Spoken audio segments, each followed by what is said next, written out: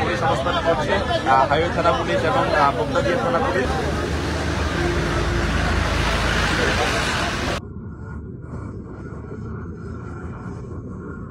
আচ্ছা, এখন এই হতাহতের বিষয়টি টোটালি আমরা বলতে পারছি না, কারণ স্থানীয় ঘটনাটি ঘটার সাথে সাথে স্থানীয় জনগণ এই যারা আহত হচ্ছে তাদেরকে ফেনী সরকারি হাসপাতালে নিয়ে গিয়েছে।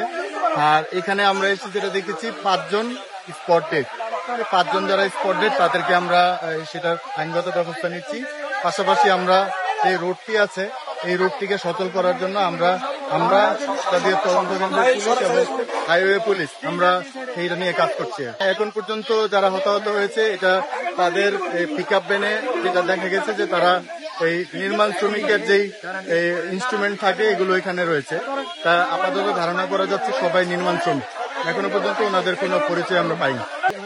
কাভার ভ্যানের চালক এবং হেল্পার তাদেরকে পাওয়া যায়।